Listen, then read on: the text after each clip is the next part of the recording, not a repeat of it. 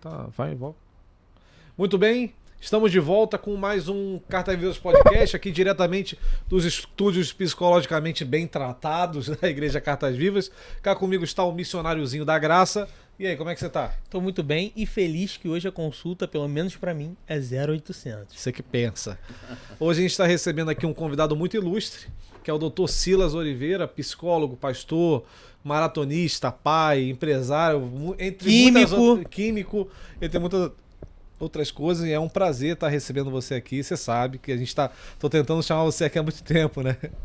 Pois é, para mim também é uma alegria muito grande estar com vocês, né? Estive aqui ano passado na igreja e eu creio que vai ser um tempo bom que a gente vai ter aqui, né? Estou à disposição para conversar, bater papo e... Muita história. Não vou dar consulta, né? Não, consulta não vou dar não. Consulta não. É, mas muita história, né, doutor? Tem muita história. Muita história. São 73 muita experiência anos. de vida, né? Muita experiência de vida. Sabedoria. E a gente quer absorver o máximo da sua sabedoria possível aqui nesse tempo. Então vai ser pouca. Então vai ser pouco, né? Tem que a gente já vai chamar para outras partes aqui. O podcast às vezes tem essa parte de ruim, porque às vezes a gente só consegue pegar um aspecto da vida da pessoa, assim. Uhum. E como você é um cara que tem muitos braços, né? Multifacetado. Muito multifacetado, eu acho que vai ser uma tarefa muito árdua hoje. Sim. Mesmo. Uhum. Mas vamos primeiro para os nossos patrocinadores, né? Para a gente faturar hoje. E aí manda ver o nosso patrocinador, que eu tô aqui para te apoiar. Tô aqui para te apoiar hoje, hein? Isso aí. Tô até contigo. Ó, o primeiro, vou fazer o símbolo que você já gosta, ó. Metaltech. Aí, ó. Metaltech. Cadê? Põe na tela o Metaltech. Põe na tela Metaltech aí. Calma que tá vendo que a equipe tá tendo um problema técnico hoje. Mas sem problema, enquanto isso. Metaltech. Aí, Metaltech, projetos metalúrgicos. Foi eu que fiz essa marca, né? Tu já trabalhou com eles, né? Foi seu primeiro emprego? Eu fiz marca. Não, eu fui designer freelancer, né? Até hoje, se me pagar, eu faço design freelancer, dependendo do projeto. Mas eu fiz essa marca aí, que parece, que, se você olhar bem assim, é a estrutura de uma telha. Sim. Não, achei bem conceituado. Bem legal. Gostei. Se tivesse ruim, eu falava. Eu sei. Mas eu gostei. E a estrutura toda da igreja é feita por eles. Eles são uma empresa, para quem não conhece, né, e tá vendo a gente pela primeira vez, a Metaltech é uma empresa especialista em projetos metalúrgicos. Então, desde assim, eles têm projeto lá, desde mudar uma grade, Põe janela, pequenos projetos, a projetos de galpão como esse aqui que a gente tem aqui na igreja. Então, atende tanto pessoa física quanto pessoa jurídica, né? Pequenos, médios e grandes negócios. Então estão aí, tá o telefone no vídeo da Metaltech, você pode entrar, pedir seu orçamento, vai ser muito bem atendido e bota aqui, ó, achei vocês pelo podcast Cartas Vivas, são nossos parceiros aqui a longa data e vão fazer um projeto muito bacana para você. Sim. E temos também, que tá sempre conosco, ó, FJ, parceiraço. E eles sempre mandam um mimo para os nossos convidados. Que é essa caneca aqui de presente. Caneca do podcast você tomar aí, doutor Silas. Quando atender seus pacientes, principalmente os muito obrigado. Os pacientes que você mais gosta, a gente sabe quem são, né? Tomando a canequinha, com a canequinha Cartas Vivas, a gente vai te dar uma canequinha para sua esposa também. Que ótimo. Para vocês dois ali em conjunto. E o FJ Sign, eles são produção gráfica, né? Sim. É sempre importante. Aqui, por exemplo, lá no núcleo da Barra, eles estão ajudando a gente com material gráfico, para botar, né, sinalização, com essas coisas. É sempre importante. A igreja precisa muito se mover com o projeto de sinalização. E assim, até mesmo tem muita gente aqui na igreja que é pequeno empreendedor, microempreendedor. E aí, se você precisa de um cartão de visita, de uma sinalização gráfica, ou até mesmo de um banner, alguma coisa assim, eles podem atender seu projeto e vão fazer um preço bem bacana para isso também. O legal é que aqui na igreja, se você andar pelos corredores, a igreja ficou bem imersiva, tem várias paradas escritas sobre a igreja, a história. Ali tem o espaço infantil, os adesivos. Eles fazem tudo isso? Eles fazem tudo isso. Sempre... Eu tô pensando em fazer umas canecas dessas para casais. Olha aí, quando eu faço uma terapia de casal, eles receberem a marca que eu tenho do consultório, e escrito embaixo, Casais no Divã, que é uma bacana. marca que eu uso. É o teu seminário, né? Você tem um seminário Casais no Divã. Casais no Divã. Eu uso também essa marca no consultório, né? Quando eu começo a fazer terapia de casal. Bacana. Legal. Aí eles Então, fizeram quem a sabe caneca e FJ embalagem. Sign. Sim. A vela tá saindo. Eu posso até fazer o trâmite aí pra você, Aí, né? ó. de Vai. marca, essas Tá coisas. bom. Gostei. E agora, as placas solares AMB. Bota Clean. aí, põe aí o pessoal da sustentabilidade. Trabalho incrível aqui na igreja. Eles fizeram aqui todo o projeto de placa solar aqui na igreja, né? Então a gente está economizando muito aqui. O estúdio de podcast gasta muita energia, né? Com refletores, com câmera, com o pessoal carregando o iPhone aqui da mídia. Ar-condicionado. A gente sabe que o pessoal da mídia usa essa sala também para carregar o telefone de vocês que não carrega em casa, carrega aqui. Aí com essas placas solares, pô, pessoal, a gente está economizando um belo de um din-din, né? São nossos parceiros aqui e fizeram um projetão pra gente assim no precinho praticamente preço de custo aqui para a igreja. Então tá aí o vídeo que a gente já falou que é vídeo longo, né? Vídeo bem longo. Né? Mas eu gosto muito desse vídeo. Mostra a Você estrutura gosta da muito? igreja. Eu acho muito longo. A estrutura também. Já divulga também a Vídeo Metaltech, bom, tá? 40 segundos. Próximo aí, já vou avisar o pessoal. Fizeram um bom investimento, mas aqui a gente vai ficar vendo o vídeo. Ó, Aí, ó. efeito pra mesma cena. Mas assim, na próxima, corta aí, 40, AMB Clean, parceiro nosso. Se eu morasse em casa, eu sinceramente colocaria a placa Também. solar na casa toda. Também colocaria. Já coloquei. Você colocou na Ah, legal. economia boa? Muito. De 900 para 100. Pô, Ó, É. Quer muito dizer, quando boa. gasto muito, vão a 300, mas eu pagava 900, às vezes até 1.000 Meu Poxa. Deus. por conta de luz. No meu apartamento é 700, E 600 a casa é reais. grande também, né? A casa Lá é no grande. meu Uau. apartamento é porque tem escritório, meu quarto e tudo mais, então, e é ar-condicionado o dia todo. Então é 700 pratas, 600 pratas. Então, se pudesse, né? É que não tem como botar no apartamento. É. agora é um bom. Que você... Carlos. Ah, e também o nosso. É o último patrocinador de Não, hoje? o Penúltimo. O último é aquele que sempre Hã? gruda na sua mente. Ah, tá. Esse é o penúltimo. É. Então, o nosso penúltimo é o seguinte: todo mundo aqui, em algum momento na vida, todos nós vamos passar pelo fatídico momento de ter uma causa na justiça. Seja porque levou um golpe, acontece muito, infelizmente acontece nas melhores famílias. Eu sei muito bem o que é isso, levar um golpe no Mercado Livre, levar um golpe porque falsificaram o telefone de um parente, não entregaram a sua compra que você fez, enfim.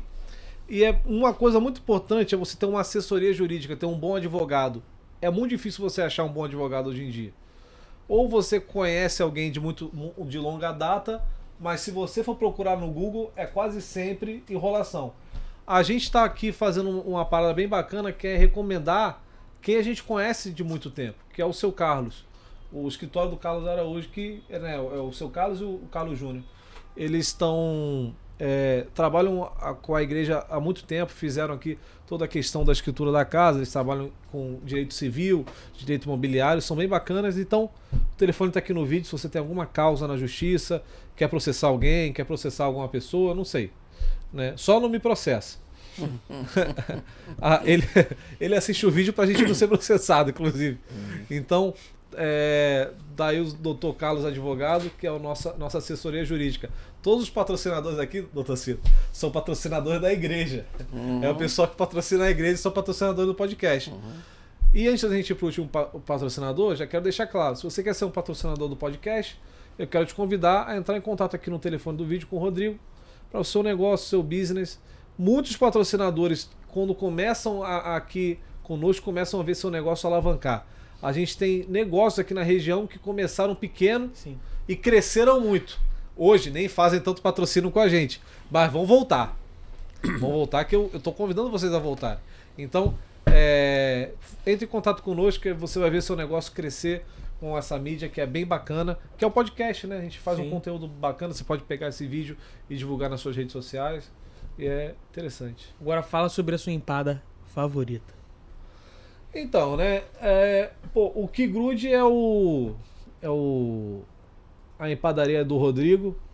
Cara, ele tem uma empada que é a de brie com damasco, que é sensacional.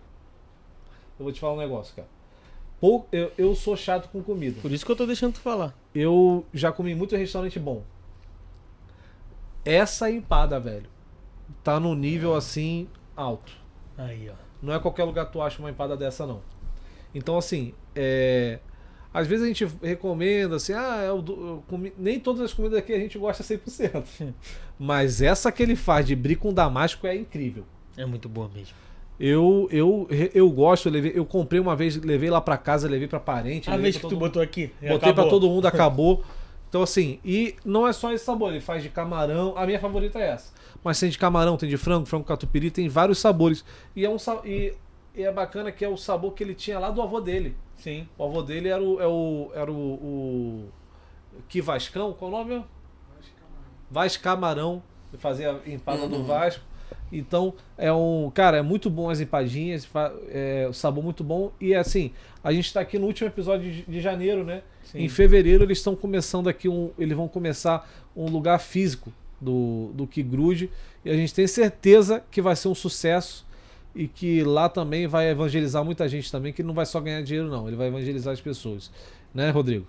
Em nome de Jesus. Então embaixo da empada, um folheto. E embaixo da empada, um folhetinho. Com certeza. A empada vai ser abençoada. Vai ser feita com óleo da unção. Amém? Passamos o serviço? Então é isso, pessoal. Passamos o serviço, passamos os patrocinadores e vamos agora para convidado, consulta. Né? É consulta. Consulta, porra. Eu te conheci, eu vou ser sincero. Eu fui a cada consulta. Como é que você chegou a mim? Então, eu estava procurando um psicólogo. Eu queria um psicólogo que fosse homem, que fosse cristão. A minha antiga psicóloga era muito boa, eu gosto muito dela, mas eu já tinha, acho que, chegado num certo nível com ela. Uhum. E aí a minha esposa fala assim, não, tem uma conhecida minha que falou de um pastor e tudo mais. Aí procurou no Instagram e o primeiro que apareceu foi o seu nome. Uhum. Só que eu não imaginava que eu iria aprender tanto e seria tão... E tipo assim, porque eu achava que a psicologia, as consultas ia até um certo ponto. Eu não imaginava que ia tão profundo, entendeu? Porque tanto as sessões com você, quanto as lições de vida que eu fui aprendendo, do que você foi falando, que eu não sei nem se você tem noção disso, mas assim, a sua vida ensina muito. Muito. E poucas vezes eu vi isso. Sabe, em anos de igreja assim, um cara na sua idade que teve a capacidade de se reinventar tantas vezes e buscar coisas novas e pô, ser tão assim, ter uma visão tão ampla, né, de tantas coisas. Uhum. Ok. Chega mais próximo. Chega mais próximo, ok. Bom, eu acredito que esse tipo de compreensão que você teve, esse tipo de experiência que você teve com a terapia, ela se dá porque eu tenho uma bagagem antes da psicologia, né? Eu lecionei muitos anos, né? E fui pastor muitos anos. Então, esse convívio com adolescente no ensino médio e o convívio com a própria igreja durante 17 anos e depois dos 17 de igreja e de mais uns 10 ou 12 de magistério, é que eu fui para a psicologia. Então, eu trago esse conteúdo todo. Então, eu não me limito a trabalhar com as técnicas da psicologia. Eu acho que tem muita coisa ligada à vivência da pessoa. E tem muita coisa que eu preciso passar, que eu sei da vida, entendeu? E que a gente percebe ali naquela terapia que aquilo ali pode ser útil para aquela pessoa. E às vezes não tem a ver com a doutrina da psicologia. Quer dizer, então eu trabalho com a linha existencial, que é uma linha filosófica, não é? E a vida ajuda a gente muito a refletir, não é? E aí eu passo esses conceitos também, e por isso que de vez em quando eu ouço algum paciente dizendo isso, poxa, eu acho que é legal porque vai além dessa relação terapêutica, né? Além da relação de você estar passando algum conceito, alguma ideia da psicologia, trabalhando alguma técnica da psicologia. Então eu procuro também, eu acho que é por isso que eu procuro passar um pouco dessa vivência que eu tenho de anos, né, como professor e como pastor, eu procuro passar para a terapia. Entendi. Conta então um pouco mais como é que foi a sua história, assim, que eu sei, né? Você foi professor, como é que foi, como é que é a cronologia disso? A cronologia é a seguinte: eu saí de Macaé aos 20 anos, né? Eu nasci em Araruama, com 3 anos eu fui para Macaé. Com 20 anos, depois de 17 anos de Macaé, terminado o antigo primário e o ensino médio, eu fui para o Rio. Sua família em Macaé fazia o quê? Minha família, meus pais... meu pai é sempre funcionário público, minha mãe é da casa, né? Nós somos 9 irmãos, então ela precisou cuidar dessas crianças todas lá, né? E com 20 anos eu vim para o Rio, né? E eu vim com a visão de fazer química. É uma coisa que eu comecei a gostar no ensino médio, né? E a minha ideia era ser engenheiro químico, a minha ideia era trabalhar em laboratório, e eu gostava de me envolver com laboratório de química. Mas quando eu cheguei no Rio, e por conta de algumas situações, né, de necessidade de sobrevivência, por exemplo, eu comecei a dar aula particular, comecei a ter muito aluno particular, né? E nessa coisa de me envolver com as aulas particulares, eu comecei a ter assim, a visão de que talvez o magistério fosse uma coisa que tivesse mais a ver comigo. Então eu percebi que tanto a vivência com o magistério, né, esse magistério de aulas particulares, como a vivência com a igreja, eu nem era pastor ainda, né? Essas duas vivências, elas me mostraram que talvez a minha atividade deveria envolver pessoas e não vidros, substâncias dentro de um laboratório, né? Então, ali eu comecei a descobrir que realmente o meu chamamento interno, a minha vocação seria lidar com gente, lidar com pessoas, ouvir pessoas. E até mesmo no ministério pastoral, uma coisa que eu gostava muito é de aconselhamento, né? Então, diante disso, eu fiz essa migração da engenharia química para a licenciatura, me tornei professor de química, tinha matrículas no estado, dava aula em Santa Cruz, em Campo Grande, tinha um vínculo com o estado, e dava aula em colégios particulares, né? E era membro da Igreja Batista do Maracanã. E aí, depois disso, eu fui fazer o seminário, né? Então... Lá na Igreja Batista do Maracanã, queria te recomendar. Eu pensava que você tinha vindo lá de Macaé já seminarista. Não. Eu fui para o seminário em 1980. Eu vim de Macaé em 1970. Então, 10 anos de Rio de Janeiro. Nesses 10 anos, o que eu fiz? Eu fiz química, né? Me formei como professor de química e fiquei na igreja. Era líder de juventude. E, ocasionalmente eu pregava na igreja, mas como um pregador sem muita maturidade, né? E aí só com 30 anos que eu fui para o seminário, entendeu? E a questão interessante é que quando eu fui para o seminário, a minha ideia não era ser pastor. Assim como quando eu fui para a psicologia, a minha ideia não era ser psicólogo, entendeu?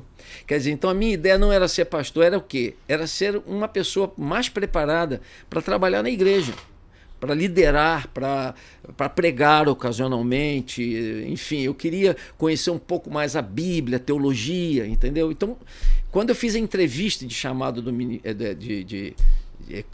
convicção de chamada no ministério, no seminário, a pessoa me perguntou: qual é a sua convicção? Aí eu disse isso: olha, eu não vim aqui para ser pastor, eu vim aqui para poder me preparar para ser um leigo melhor, uma pessoa na igreja que pudesse atuar melhor. Mas aí acabei, na caminhada do seminário, o pastor da igreja morreu num acidente de automóvel e a igreja basicamente queria que eu assumisse o ministério pastoral da igreja. Então eu fui para lá por causa disso, né? Então essa é uma parte da história. E a psicologia, né? Quer dizer, então eu venho para o Rio para ser professor de química, para ser engenheiro, me torno professor de química, começo a lecionar em vários colégios.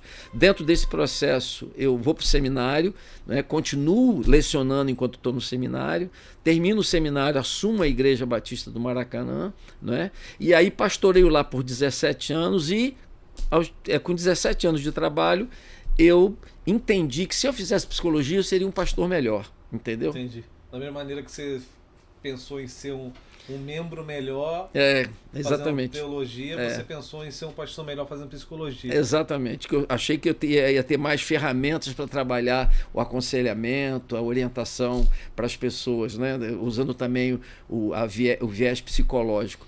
Mas aí, quando eu terminei o curso de psicologia, eu estava encantado com a possibilidade de atender, né? Então, aí eu deixei o ministério pastoral e fui trabalhar como psicólogo no ano 2000. Caramba, isso já são 20 e poucos anos, né? 24 já estou com 24 anos de trabalho na psicologia. É bastante tempo. E assim, é que a gente vê assim você falando... Ficou confuso? Não, ficou claro. Deu para entender? Sim. Só que é tempo pra caramba essas etapas. Assim. Cara, mas eu tenho 73 anos. Eu tenho 73 anos. Cheguei no Rio com 20. Sim, é porque... com a idade do Gabriel. É porque hoje em dia, você viu minha geração a geração mais nova, na minha idade o pessoal já quer ter feito a faculdade de psicologia, de teologia, e tá atendendo, ser super bem sucedido com 30. Eu sei. Entendeu? Então como é que lida assim com essa questão do tempo, né? Porque você foi abraçando etapa por etapa, né? Sim. Quando eu faço uma orientação vocacional, às vezes as pessoas, os adolescentes, têm dificuldade de saber o que vão fazer quando crescer. O que vão fazer quando crescer, né? Eu acho que a gente tem alguma coisa dentro da gente. Que você faz testes no consultório, e eu faço isso, né, que a gente chama de orientação vocacional, e a pessoa preenche aquilo ali e a gente chega a uma conclusão. Mas às vezes dentro da pessoa tem um débito, tem uma coisa que falta para ele, uma coisa que ele vai preencher na atividade profissional dele, entendeu? Então aí o que acontece? Mais tarde, né, ele pode até começar uma atividade que seja indicada pelo teste, mas mais tarde ele vai se encontrar com alguma coisa que tenha mais a ver com ele, tem mais a ver com a vida dele, tem mais a ver com os valores dele, com a formação dele, com as subjetividades dele, né? Então eu acho que eu fui encontrando isso pelo caminho. Eu queria ser engenheiro químico, né?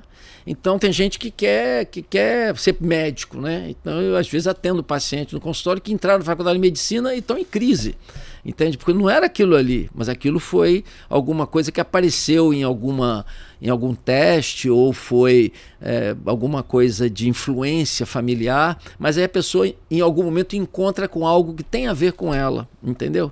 Então eu acho que foi isso que aconteceu comigo. Eu, de repente me dei conta, olhando para trás, olhando lá para o magistério, para o ministério e para a terapia, para a psicologia, eu fui vendo que Deus me chamou exatamente para lidar com gente, para cuidar de pessoas.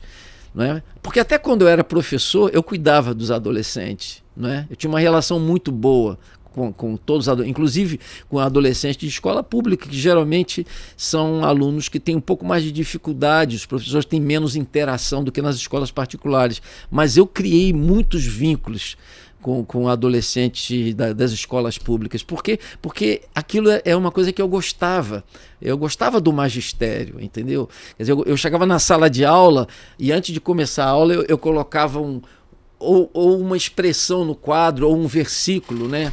E aí eu explicava um pouquinho sobre aquilo, falando um pouquinho da vida, da família, né?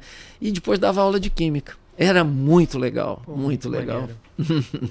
Quer dizer, então, eu creio que essa é a minha conexão com gente. Então, como professor, como pastor e como psicólogo. Agora, basicamente como psicólogo, né? Sim. E qual foi dessas fases assim a que você acha que te desafiou mais? Eu acho que foi o pastorado. O pastorado foi a fase que mais me desafiou. Por várias razões, né?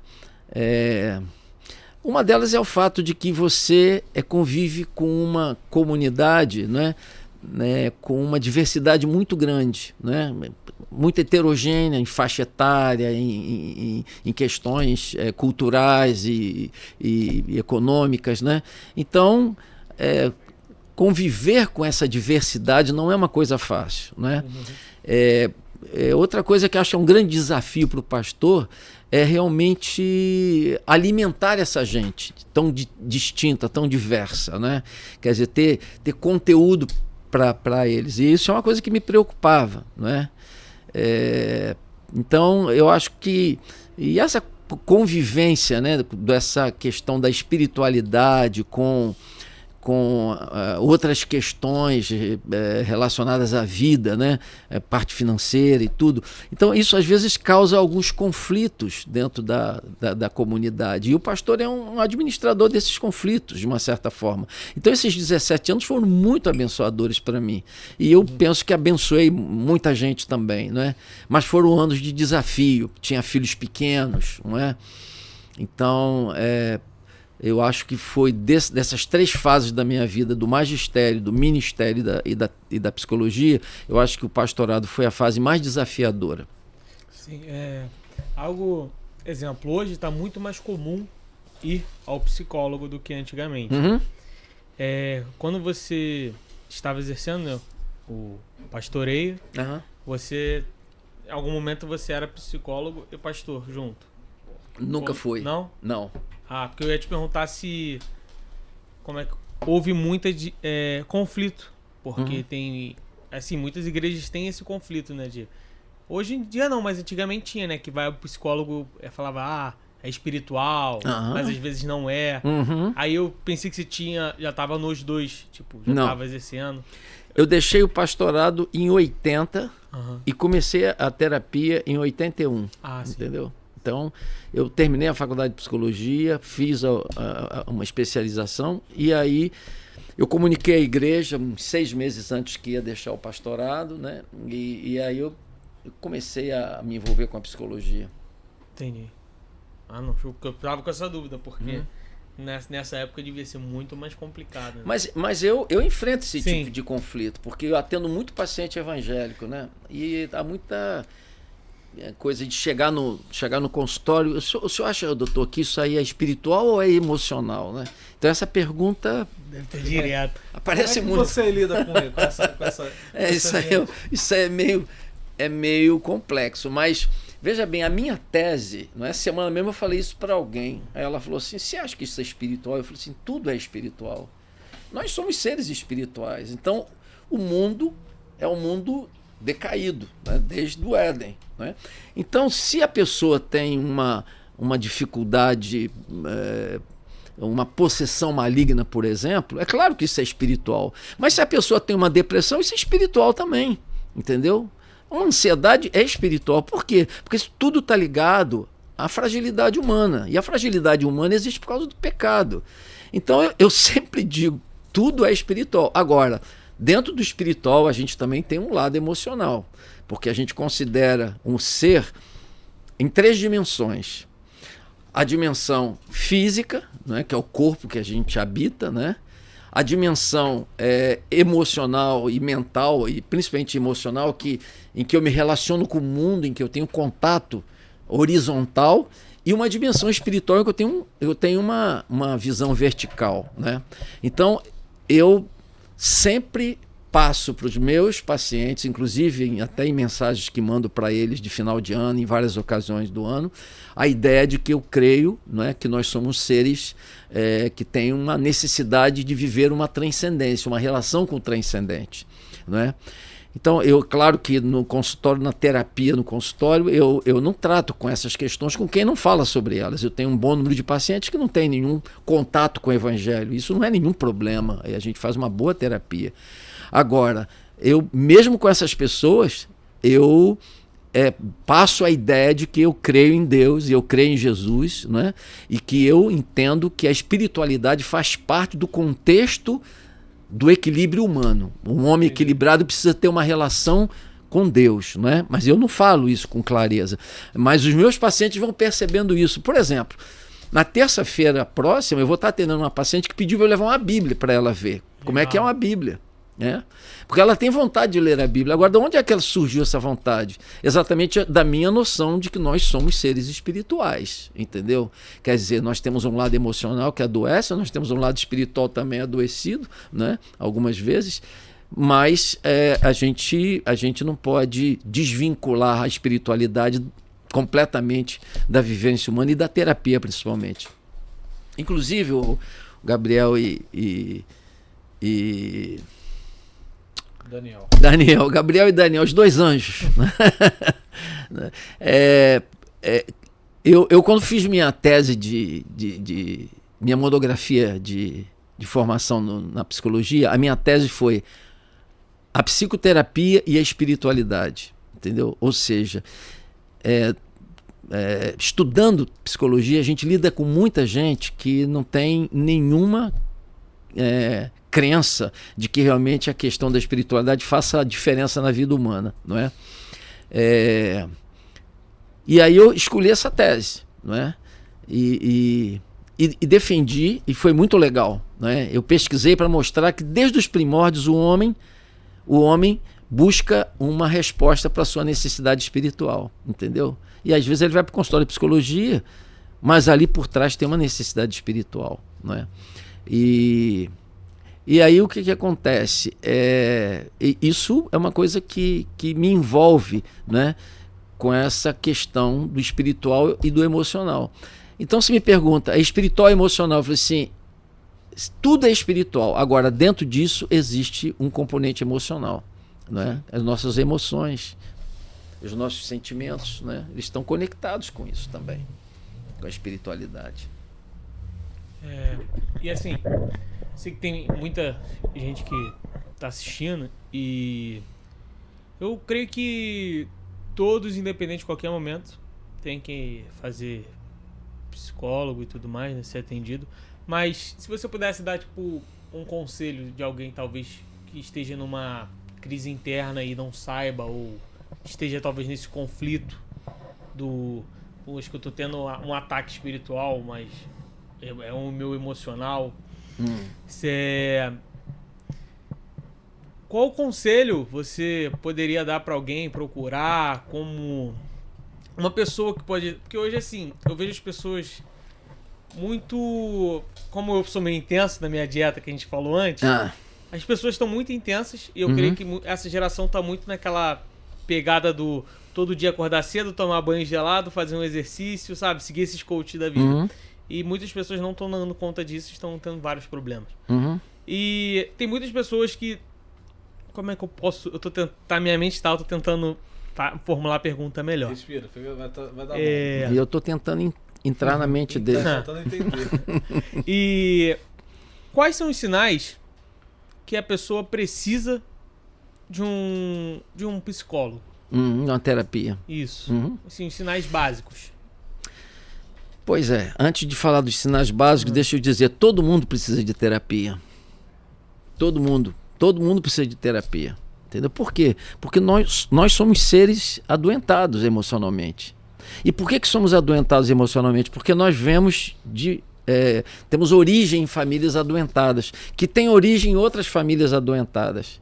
E como a gente lida com gente imperfeita quando é criança, né, e em toda a nossa vida, a gente vai criando alguns adoecimentos emocionais. Então, a rigor, todo mundo devia fazer terapia. Se a pessoa não tem uma dificuldade, que eu vou falar um pouquinho mais sobre isso, não tem uma dificuldade específica para buscar terapia, ele deveria fazer terapia pelo menos por uma razão, para se conhecer melhor.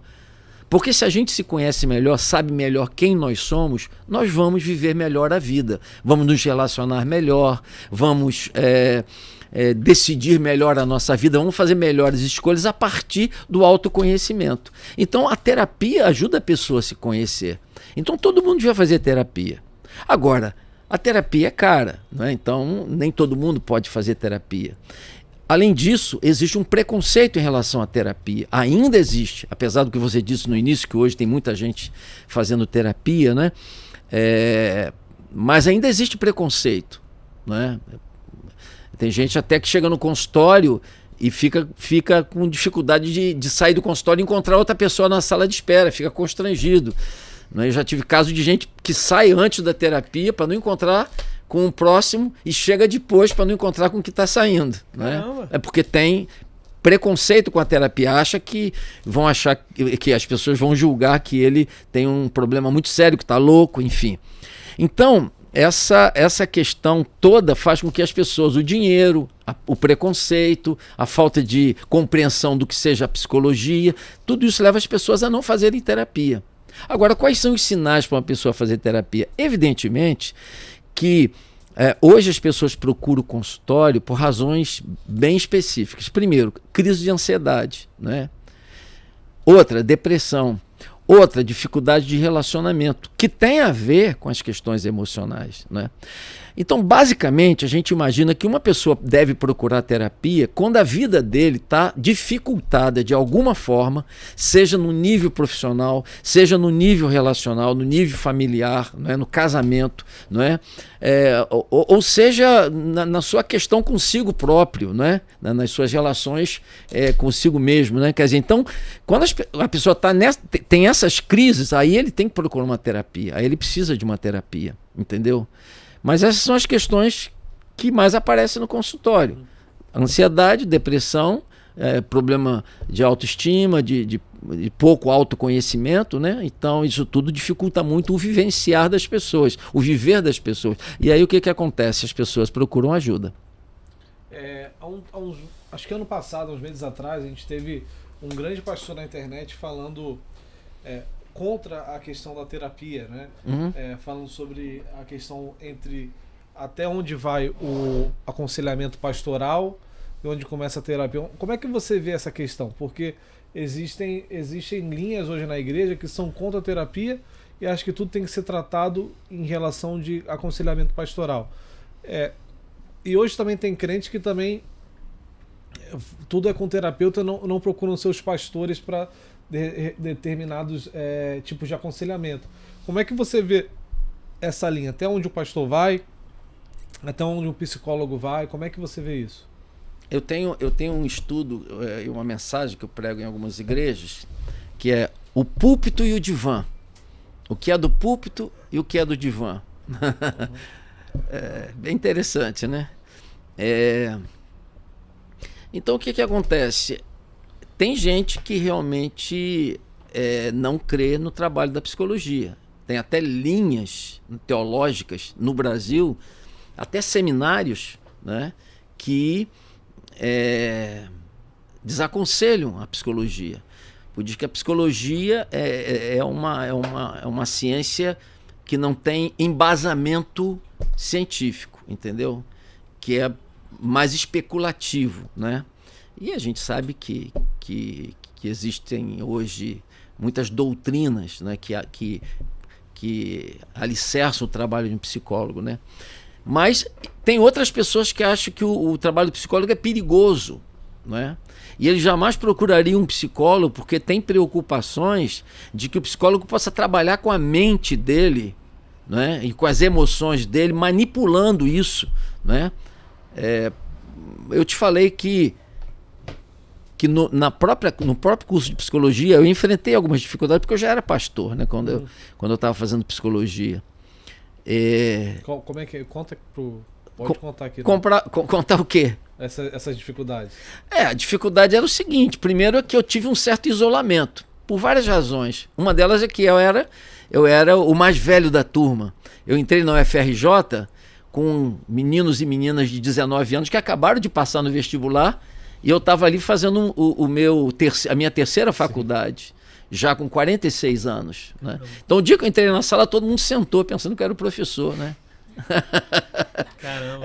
Pensando que eu era o professor. E aí o que acontece? Então já tinha uma barreira de idade. Sim. Depois, eles descobriram que eu era pastor. Aí começaram a me isolar. E aí tinha alguns temas, né, que eles traziam para me testar. Né? Cara, mas foi uma experiência muito interessante conviver com isso, né? E aí, então, essa vivência aí na faculdade teve essas questões, esses enfrentamentos aí, né? Por exemplo, tinha algum tema controverso, por exemplo, a questão do movimento LGBT, né? Então, eles passavam isso para mim, porque queriam que eu, de alguma maneira, me posicionasse na classe. E isso era uma coisa complexa, né? E ainda é uma coisa complexa de se tratar hoje, né? Quer dizer, então, o fato é que essas coisas todas geraram algum tipo de estranhamento, mas que eu fui conquistando aos poucos. Eu acho que eu estou me desviando um pouco da pergunta original. Não, né? Mas pode continuar, que o podcast... Não tem problema não?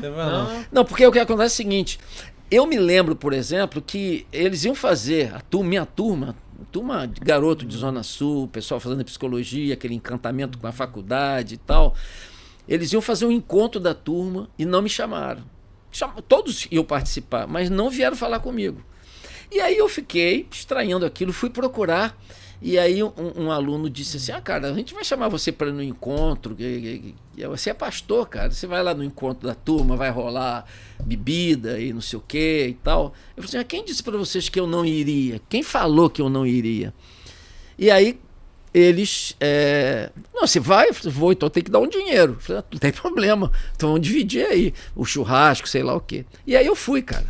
Cheguei lá, fiquei um pouco à parte, conversando com outro e tal, mas em um momento, no final do encontro, eu perguntei se eu poderia dar uma palavra para eles. Aí eu fui falar sobre amizade na faculdade, e aí eu peguei um texto de Salomão, melhor serem 2 do que 1, porque tem melhor paga para o seu salário, quando um cai o outro levanta. Usei esse texto lá de Eclesiastes capítulo 4, né?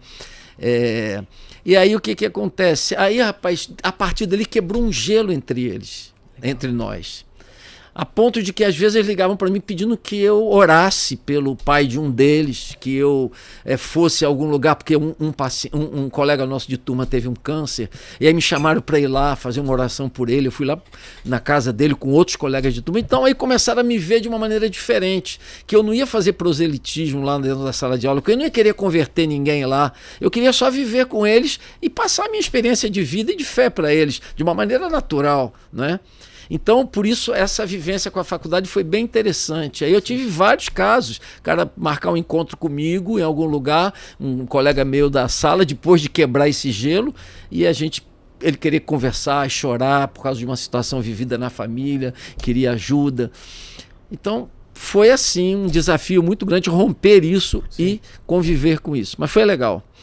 Mas eu não sei aonde a gente estava. Estava falando sobre a questão emocional e espiritual. Não, o que é da igreja, o que é do pastor. O que é do pastor e o que é do psicólogo. Então aí o que acontece? Você vê que lá na própria faculdade, né, a pessoa tinha essa barreira com o espiritual, né?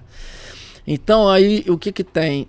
Eu acredito que tem um texto em Isaías capítulo 50 que diz o seguinte: Deus me deu uma língua erudita para que eu possa trazer descanso ao cansado. Eu pego esse versículo sempre para entender que o meu trabalho como psicólogo, né, ele precisa ajudar a pessoa a descansar, não só emocionalmente, mas espiritualmente também.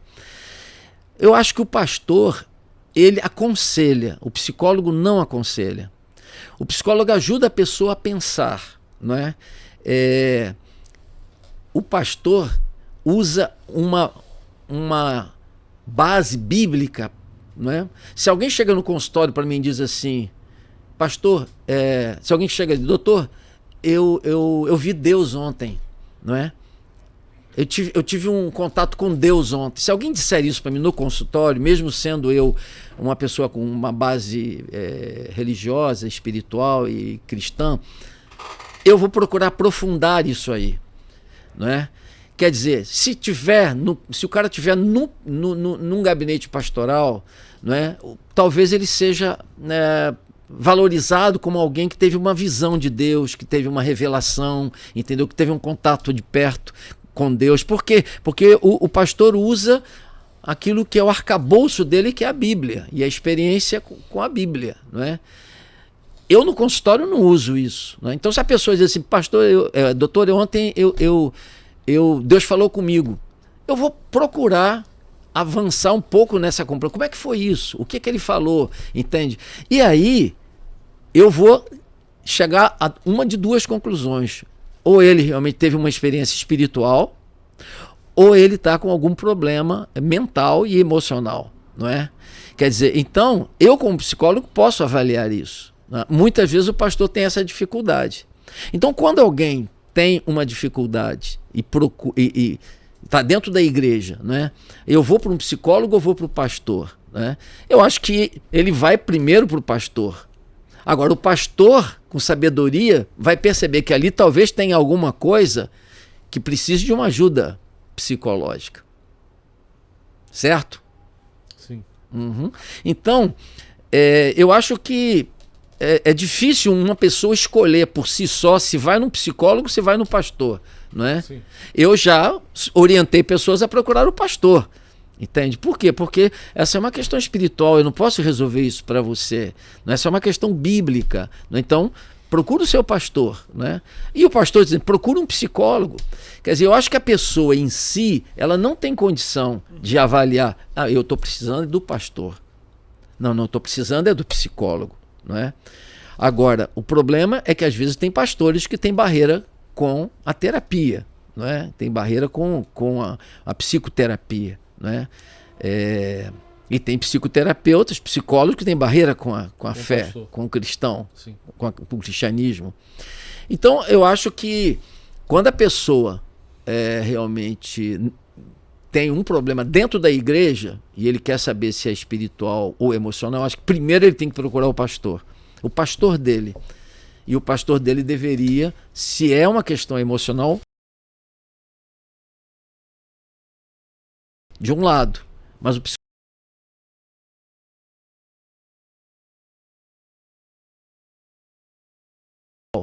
que só uma doutrina. Procurar sempre um psicólogo cristão? Veja bem, eu não acredito que tenha que sempre procurar um psicólogo cristão, né? Eu acho que existe alguns problemas com isso. E isso, às vezes, é um discurso que tem dentro da igreja. Você devia ir num psicólogo evangélico. Né? Por que as pessoas dizem isso? Exatamente por algo que eu já falei aqui hoje. Há muita preocupação de que o psicólogo possa mudar crenças de alguém dentro do consultório. Né? E eu já soube de situações assim, em que o psicólogo falou com uma pessoa que ele deveria assumir alguma dificuldade que ele tinha, né? E ele tinha uma formação evangélica e assumir aquela situação iria talvez trazer algum tipo de dificuldade para a família ou para ele, né? Quer dizer, então ele chega em casa com esse discurso e vai trazer dificuldade para a família e para ele, né? Então o que acontece? Quando a pessoa chega no consultório, né, eu procuro avaliar. Né? A sua pergunta qual foi mesmo? Como é que, sobre se todo cristão tem que procurar um psicólogo cristão? Exatamente. Então, quando a pessoa é orientada na igreja a procurar um psicólogo cristão, o medo que existe é esse, de que um psicólogo vai trabalhar a cabeça dele para mudar convições religiosas dele. Já vi casos assim de psicólogo que a menina, por exemplo, teve uma conhecida minha que namorava um garoto e o menino confessou para ela que era homossexual. Aí ela tinha um psicólogo que não era cristão. E estava baseado ali em toda a ideologia de gênero e tudo mais. Aí ele falou assim: você tem que ficar feliz por ele. Ele se assumiu para você, você tem que ficar. Então, tipo assim, existe também uma questão do linguajar né, da cultura que o cara não. Eu acho muito difícil isso também. Eu tenho não sei se a minha concepção tá errada, mas é muito difícil lidar nessa área. Talvez eu não saberia lidar, entendeu? Não saberia lidar com o quê? Com um psicólogo que não fosse cristão. Certo. Mas veja bem, existe uma outra questão, que é o fato da pessoa querer que ele seja atendido por um psicólogo cristão, porque tem uma ideia de que o psicólogo cristão vai manter convicções religiosas nele, vai direcionar ele para um caminho que a família quer, que a família é cristã evangélica, e aí está mandando um psicólogo evangélico porque quer que ele direcione as escolhas desse paciente para atender às expectativas dos pais. E eu jamais farei isso, entendeu? Um psicólogo jamais deveria fazer isso, porque um psicólogo não aconselha ninguém a fazer nada. Eu nunca digo, faça isso ou não faça isso. A pessoa diz, eu quero fazer isso. Eu falo assim, mas por que você vai fazer isso? Né? Me diz as razões para você fazer isso. Ah, você acha que eu não devo fazer? Não, eu só quero saber as razões pelas quais você quer fazer. Quer dizer, então eu quero que ele pense. Eu não estou direcionando ele para um caminho. Eu quero que ele reflita e faça uma escolha. A escolha dele pode ser contrária à minha convicção em relação àquilo como evangélico. Mas eu vou respeitar a escolha dele, desde que ele realmente esteja convencido das razões pelas quais ele está fazendo aquela escolha. É isso que eu quero ajudar ele como psicólogo a fazer. Entendeu? Tem gente que pode... Se estiver sendo meio confuso, você pede para eu esclarecer melhor. Você acha que pode então ter gente que procura um psicólogo cristão que acha que vai falar o que ele quer ouvir? Exatamente, que a família quer ouvir. Se é um adolescente, por exemplo, se é um júnior, né? Ou mesmo sendo um jovem, não é? Ou mesmo sendo uma pessoa adulta, né? E o marido quer que a esposa seja atendida porque quer que o psicólogo fale para ela, ou o que ele acha que deveria falar. Uma confirmação em vez de uma autoanálise. Exatamente. E o psicólogo não é um conselheiro. E o pastor é um conselheiro. O pastor aconselha. O psicólogo faz a pessoa pensar e fazer escolhas. Sim. O pastor mostra, cara, isso aqui não é legal que você está fazendo, por isso, por isso, por isso, por isso. Se você fizer isso, vai dar naquilo. O psicólogo não deveria fazer isso. Quer dizer, o psicólogo deve ajudar a pessoa a pensar. Eu vou por esse caminho. Mas por quê? Que convicções você tem? Só existe esse? Não existe outro? Né? Não, tem esse também. E o que você acha desse outro caminho? Né? Quer dizer, e no final das contas, ele tem que fazer a escolha dele. Se um paciente me pergunta assim, doutor, o que você acha que eu devo fazer? Eu digo, não sei. Se você estiver no meu lugar, o que você acha que eu deveria fazer? Não sei, eu não estou no seu lugar. Nesse lugar eu não posso ficar, só você que pode ficar nesse lugar. Então, só você que pode fazer a escolha. Mas eu não sei o que fazer. Bom, isso aí eu estou aqui para te ajudar a pensar. Então vamos pensar nas suas hipóteses, nas suas possibilidades. Entende? Então, eu não vou aconselhar. O pastor vai aconselhar, o pastor vai pegar a Bíblia, vai abrir lá num texto, vai dizer, olha, o que a Bíblia diz sobre isso? O psicólogo não faz isso. O psicólogo ajuda a pessoa a pensar, a se autoconhecer, a descobrir as convicções que ele tem para fazer isso ou fazer aquilo e levá-lo a fazer uma escolha, a escolha que ele quiser fazer, não é? Então, essa é uma diferença. Então, a questão emocional e espiritual, né, é uma coisa bem complexa, né? Tanto pelo lado dos que são religiosos e da liderança evangélica em algum momento, como do lado das pessoas que são psicólogos, que têm às vezes preconceitos. Tem gente, por exemplo, que se um paciente disser assim, não sei o que, Deus, o psicólogo é capaz de dizer assim, cara, olha, aqui a gente não trata dessa questão não, entendeu? Essa palavra a gente não utiliza aqui no consultório, Deus, igreja, religião, nada disso. A gente aqui vai trabalhar causas emocionais e mentais, nada espiritual, né? Então vamos para outro assunto, né? Quer dizer, então, veja só esse embate que existe aí. Quando eu me propus a fazer um tema sobre o lugar da espiritualidade na terapia, ou da religiosidade na terapia, isso foi desafiador. E a própria equipe de orientação achou que eu estava entrando num tema bem espinhoso, bem controverso, né? Mas quando eu apresentei, foi muito legal, muito legal. E ali estavam as minhas convicções. Sim. Assim, eu acho... Essa pergunta do Daniel eu achei muito interessante, né? Do psicólogo cristão ou não. Eu acho que se eu tivesse um psicólogo que eu não pudesse falar Deus e tudo mais, eu não faria, porque a minha vida é isso. E não adianta, eu posso estar falando, sei lá, de computador que eu vou chegar em Deus. Sim.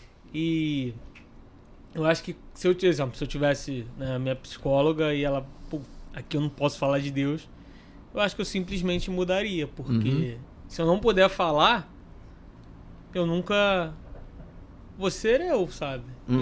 Entendo. Então eu acho que seria impossível ela me guiar para algum lugar se eu não puder falar da coisa mais importante para mim. Então, mas eu penso, no que você falou, pensei muito no lance de um médico bom. É um médico bom, independente dele ser cristão ou não. Com certeza. Sim. Então, eu vi muito assim. Porque eu acho que um pastor e um psicólogo, os dois trabalhando em unidade, né? Pô, só tem a dar muito bom. Uma coisa que você falou que eu achei bem bacana é sobre o seguinte: às vezes a pessoa não tem condição de escolher para onde ela vai. Ela precisa de orientação, né? E hoje em dia a gente vive um tempo em que a questão da orientação é bem subjugada, né? Eu acho que até mesmo pela internet todo mundo tem isso, e que é muito bom, né? Todo mundo vai até onde quer, procura o que quer, mas poucas pessoas hoje em dia procuram essa orientação. Sim. Tem sido uma parada cada vez mais escassa, né? Sim. Então, assim, como que lidar com isso? Vocês estavam falando sobre ansiedade, né? Antes de começar o podcast. Tava tendo uma aula aqui. Isso eu queria falar sobre isso. Aí Pois é, você sabe que hoje de manhã hoje de manhã eu preguei na igreja de Copacabana e falei sobre ansiedade e falei sobre paz, entendeu? Então, depois da mensagem, várias pessoas vieram falar comigo, pessoas com problemas emocionais, né? Mas que foram despertados, porque eu não falei de ansiedade numa perspectiva apenas psicológica, mas eu usei um texto de Paulo, né? Não andeis ansiosos por coisa alguma, antes sejam conhecidas diante de Deus as vossas orações, com súplicas e ações de graças, e a paz de Deus, que excede todo entendimento, guardará os vossos corações e as vossas mentes, né? Então, as pessoas vêm depois do culto e elas querem saber de mim como psicólogo. Eu estava ali falando como pastor. Aí eles querem saber se eu posso atender, se eu atendo no Rio, né? Onde é o meu consultório, né? Por quê? Porque ali tem pessoas com necessidades emocionais que ouviram uma mensagem bíblica, né? E compreenderam que a ansiedade é uma coisa que é combatida, precisa ser combatida. Sim. Entendeu? Paulo diz, combata a ansiedade, né? E ele fala da oração. 3 tipos, adoração, a oração de súplica e de ações de graças, né? Então ele diz, esse é o antídoto. Agora, eu não falo isso no consultório. No consultório eu uso outras técnicas para chegar a tratar da questão da ansiedade. Mas as pessoas que estão dentro da igreja, elas percebem que precisam mais do que aquilo que está sendo colocado. Elas precisam de uma ajuda também psicológica. Sim. Por isso que elas procuram, né? Sim. E como é que eu sei que tem algumas... Eu não sei todas as restrições, né? Tipo, não pode ser... Não sei se existe isso. Eu sempre ouço falar, né? Eu não entendo. Não pode ser psicólogo se for amigo de não sei o quê, se for familiar... E esse lance você tem a sua igreja local, né? Você pregou e tudo mais. Eu não sou pastor da igreja, eu fui lá e só preguei. Não, sim, mas você tem a sua, né? Eu sou membro de uma igreja em Macaé, não sou pastor da igreja. Não estou constantemente falando para a igreja. E assim, a minha dúvida seria, lá você tem paciente, pode atender, ou você... indica, puxa, não posso atender porque a gente é da mesma igreja, não sei. Tem essa dúvida, assim. Não, essa questão de ser da mesma igreja, de uma comunidade, a gente não tem um contato muito pessoal com todas as pessoas da igreja. Algumas são mais próximas, né? Mas a questão da restrição de atendimento é mais com pessoas que você convive no dia a dia, pessoas com quem você tem uma vivência ou atual ou já teve, entende? Que você já conhece bem essa pessoa. Então, ele vai te procurar, né? E você já tem algumas ideias sobre ele, porque você já conviveu com ele. Então, não é uma pessoa que você vai conhecer, que você vai tentar entender, entrar no mundo dele, porque você pode começar a terapia já com alguns preconceitos. Sim. Entendeu? Por já conhecer como que ele lida com a mãe dele, como é que ele lida com os filhos dele. Então, porque você tem uma relação íntima com ele. Então ele vai no consultório, isso pode atrapalhar a terapia. por isso, algumas linhas, né, são muito combativas no sentido de que você não deveria atender alguém com quem você tem uma relação de proximidade e alguém da sua família, principalmente. Né? Sim. Então, isso realmente eu não faço. Agora, a gente, por exemplo, eu posso atender um marido e uma esposa, desde que o problema dele não seja ela e o problema dela não seja ele. Imagine que esse marido me procure porque tem um problema profissional. Ele está com dúvidas sobre o trabalho dele. E a esposa tem um problema com a família de origem, uma relação ruim com a mãe dela, entendeu? São duas coisas diferentes. Eles não, a questão não é entre eles, a questão é dele com o trabalho, é dela com a família. Legal. Então eu posso atendê-los em momentos. Claro, não vou atender junto, né? Mas eu posso atendê-los na minha linha de trabalho e na minha percepção como psicólogo. Eu não tenho problema com isso. Agora, eu rejeito, né? E passo até paciente para o meu filho, né? Nossa, Meu filho é psicólogo que também. legal. E aí eu passo até alguns pacientes. Ele vai começar a atender agora o marido de uma paciente minha, né? Legal. Por quê? Porque eu sei que as questões dele estão ligadas nela. Sim. Então eu não posso tratar dele, posso tratar dela. E meu filho vai tratar dele, do marido. Então essas questões não dá para você atender, Sim. entendeu? Os dois. Engraçado que antes ele durante estava fazendo uma pergunta. Você saiu do pastoreio, foi que ano? Saiu da igreja Batista Missionária? Foi em 2000. 2000. Foi muito louco você sair assim para só para ser membro, abandonar o pastoreio assim e ser psicólogo em tempo integral, né? Você está dizendo muito problemático Não, a muito parte louco, financeira? Assim, não. Eu digo assim, também, eu não sei, mas é que é uma parada muito, assim, contramão à lógica, assim, né, Mas da coisa. como assim contramão? É porque hoje você imagina um pastor largando tudo pra ser psicólogo? Não, só imagina o contrário. Eu imagino um psicólogo largando tudo pra ser pastor. Eu acabei de atender um pastor agora que está fazendo isso, deixando a igreja para se dedicar à psicologia, como eu fiz. E foi mesmo? lá fazer terapia comigo. Então, mas não teve um conflito? Como é que foi essa época, assim? Mas conflito de que natureza?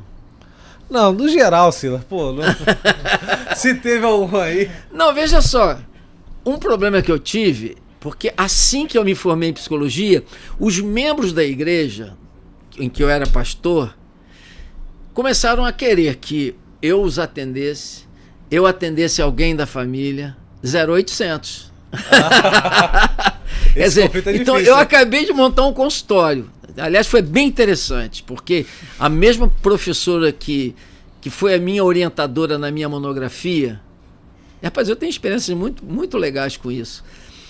Ela foi minha orientadora. Ela foi minha professora de existencialismo, né? Uhum. E eu tinha um contato muito, muito legal com ela, como aluno. Eu era mais velho, mais maduro, né? Então a gente tinha um diálogo bom. Aí uma vez eu convidei ela para ir na igreja, ela foi, né? Eu ia pregar uma mensagem sobre a fé e a ciência, eu ia fazer uma reflexão sobre isso. Aí eu convidei ela para ir, ela foi. No final eu chamei as pessoas que queriam orar por alguma dificuldade, ela foi na frente, eu orei por ela. Né? Então foi uma relação muito legal. Um dia ela me deu a chave do consultório dela. Ela falou assim, cara, você está formado agora, começa a atender lá, não precisa me pagar nada. Foi uma bênção na minha vida essa... Ela me deu o consultório dela sem cobrar nada, porque ela viu que eu era um cara que poderia fazer um bom trabalho como psicólogo. Ela disse, começa lá no meu consultório. Quando você tiver alguns clientes, você começa a me pagar a conta de luz, alguma coisa assim. Né? Então eu fui para lá. Eu começo a atender, né? Logo eu começo a atender e tenho a chave do consultório, as pessoas da igreja começam a querer vir para o consultório. Eu percebi logo no início, mesmo eu ainda estava fazendo eu acho que ainda estava fazendo supervisão. Não era especialidade, não estava fazendo supervisão, porque eu fiquei 1 ano e meio atendendo com supervisão, né? Quer dizer, você atende o paciente, anota com autorização dele e leva para uma professora te orientar sobre o que você disse para ele, sobre o que ele te disse. Aí fiquei 1 ano e meio fazendo isso, para pegar treino para atendimento. E aí, nessa época, já tinha algumas pessoas que me procuravam da igreja. E eu percebia que aquilo ali não ia dar certo. Ou eu ia ficar na igreja ou ia ficar na psicologia. E aí eu escolhi. Mas eu não tive nenhuma crise. Quer dizer, na verdade, eu tive crise, foi de deixar a igreja. Isso é um capítulo à parte. Quer que eu fale sobre isso? Claro, pô. Quero saber tudo. Quer saber tudo. Eu falei que não há assunto proibido aqui nesse divã. Nesse divã não há assunto proibido, né? Mas o que acontece é o seguinte, cara, eu me preparei para deixar a igreja. Me preparei espiritualmente, emocionalmente. Avisei para a igreja com um tempo de antecedência. Primeiro comecei a orar sobre isso. A única pessoa que sabia, quer dizer, as únicas pessoas que sabiam era a minha esposa e o meu pai. Meu pai é falecido há 1 ano e pouco, era pastor também. E eu falei para ele, conversei com ele e começamos a orar. E eu pedi alguns sinais a Deus, né, de que eu deveria deixar o pastorado, né. No dia que eu deixei o pastorado, eu li uma carta para a igreja e mostrei 6 sinais que Deus me mostrou em relação a deixar o pastorado, né. Então, eu deixei o pastorado. Eu saí num domingo da igreja, em setembro de 2000. No domingo seguinte, eu estava num congresso de psicologia em Belo Horizonte. No domingo seguinte, eu voltei para o Rio e não sabia o que fazer. Domingo. Cara, há 17 anos que todo domingo eu ia para aquele endereço, para aquelas pessoas, para aquela família, para aquele momento. E eu agora, domingo de manhã, eu não sei para onde ir. Vai para uma igreja qualquer. Tudo bem, eu fui. Mas comecei a ficar mal. E vou dizer, entrei em depressão. Tive uma depressão. Tô doido. Fiquei em depressão, cara. E quando a igreja soube que eu fiquei em depressão, e eu acho que foi de Deus essa depressão, entendeu? Foi uma coisa assim que Deus permitiu que eu tivesse para eu saber o que era a depressão, para tratar dos deprimidos. Sim. Entendeu? Então eu fiquei na depressão, procurei psiquiatra, fiz terapia, tomei remédio durante uns 6 ou 8 meses. Mas qual era o meu problema? O meu problema não é que eu fiz uma decisão errada. E quando o pessoal da igreja soube que eu não estava bem emocionalmente, o pessoal mandou uma caravana lá para me convencer a voltar. Porque eu saí da igreja sem nenhuma vontade da igreja que eu saísse. Inclusive, recentemente encontrei com algumas pessoas da igreja no encontro lá em Macaé, que eles foram lá. Uns disseram para mim: você sabe que naquela época você me deixou com muita raiva, né? Você me deixou com muita raiva por ter saído da igreja. Algumas pessoas falaram isso. Então o que acontece? Eu não adoeci porque eu tomei uma decisão errada. Tinha convicção de que aquela era a decisão certa, mas a questão é que o seu mental não se conecta com o seu emocional sempre. O meu mental dizia: cara, você tem razões, você fez a coisa certa, mas o meu emocional sentia falta daquele tempo, daquelas pessoas, daquele convívio, daquele trabalho, entendeu? Sentia falta. E é natural, não é? Mas isso não significa que eu tinha que voltar para lá, porque eu tinha tomado uma decisão com outras convicções, não é? Então a ausência daquele vínculo me adoeceu, não é? E eu precisei tratar. Não é? Mas 8 meses depois eu estava bem. Mas nesse período da depressão eu não fiquei mutilado em casa, sem fazer nada. Não, eu fazia as coisas, mas com muita dificuldade, né? Com um humor muito rebaixado, com muito desânimo. Mas eu fazia as coisas que eu tinha que fazer, né? Então foi uma questão bem interessante. Eu não tive uma crise de deixar de ser pastor para ser psicólogo. Sim. A não ser essa crise emocional que foi gerada exatamente pela desconexão com essa relação. Porque eu tinha que viver um luto. Uhum. Quando você perde alguém, você tem que viver o luto. Sim. Mas quando você perde uma conexão com um grupo que você convive há 17 anos, você tem que viver um luto também. Sim. E às vezes no luto você tem que enfrentar a depressão. No luto você precisa às vezes conviver com esse rebaixamento de humor. E tem como, até em respeito a isso, tem como uma pessoa ela ser curada emocionalmente por completo? É uma excelente pergunta. Excelente pergunta. A gente não fala em cura na terapia. A gente fala em controle. Por exemplo, com relação à ansiedade, hoje mesmo eu disse lá na minha mensagem lá que Paulo diz assim, não andeis ansiosos. Ele não disse assim, não tenha ansiedade. Porque para alguém não ter ansiedade, tem que não pensar. Então, um gato não tem ansiedade, porque não pensa. Um cachorro não tem ansiedade, porque não pensa. Nós temos ansiedade porque pensamos. E quando pensamos no futuro, no que pode acontecer, no que essa doença vai dar, no que vai acontecer aqui, se eu vou ficar desempregado ou não. Então, tem a ver com o que vai acontecer, não é? Então, a gente nunca vai ficar livre da ansiedade, por exemplo. A gente nunca vai deixar de ser ansioso. Agora, Paulo diz, não andeis ansiosos. E andar ansioso é viver uma vida com ansiedade tão intensa que você empobrece sua vida, que você tem dificuldade de se relacionar com as pessoas, tem dificuldade às vezes de dormir. Então, você fica... Paulo diz, não viva com essa ansiedade. Agora, ele não disse assim, não tenha ansiedade. Então, todos nós somos ansiosos, todos, porque pensamos.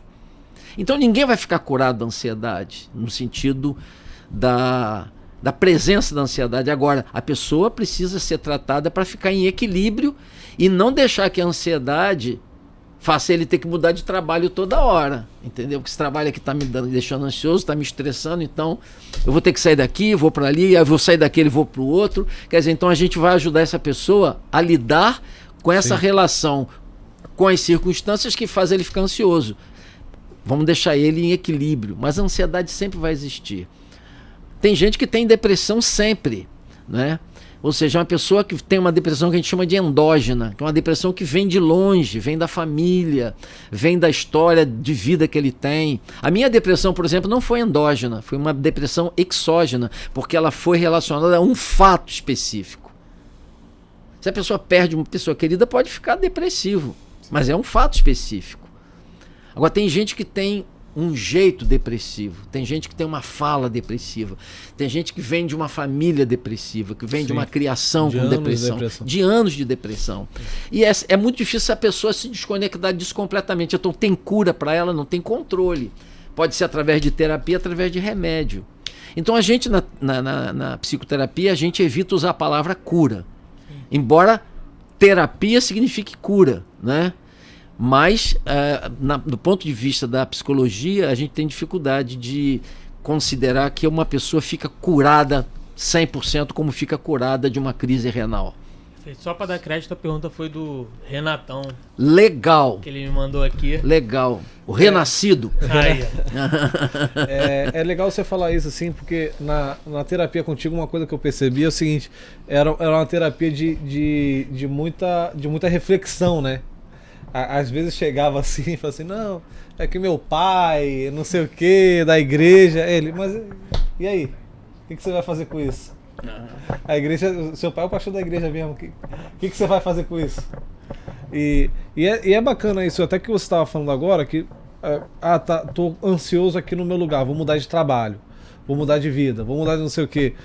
E a gente tem que começar a enfrentar esses problemas, né? Não ficar só fugindo. Eu acho que a gente vive um tempo que as pessoas estão mais acostumadas a fugir desses problemas e não enfrentar esses ciclos como tem que enfrentar, né? Uhum, sim. Eu acredito nisso, sim. Quer dizer, hoje as pessoas não querem sofrimento. As pessoas querem... Na verdade, o sofrimento sempre foi uma coisa muito repudiada por todo mundo, né? Mas hoje a gente vive num tempo do hedonismo, numa sociedade hedonista. O que é hedonismo? É a busca do prazer. É você querer fazer coisas que sejam agradáveis, que sejam prazerosas, né? Então o que acontece? Você não quer coisas que sejam sacrificiais. Fazer uma dieta, fazer atividade física, isso é sacrificial. Você quer ter um corpo bonito, isso é prazeroso. Você quer ter uma saúde boa, isso é prazeroso. Agora, você não quer o sofrimento para chegar nisso. Entendeu? Então, o que acontece hoje é que as pessoas realmente preferem fazer mudanças do que realmente aprender a lidar com as situações, porque lidar com as situações dá trabalho, desconforta, né? A própria terapia às vezes desconforta, porque leva a pessoa a ter que se confrontar com aquilo. Você não pode fugir disso, né?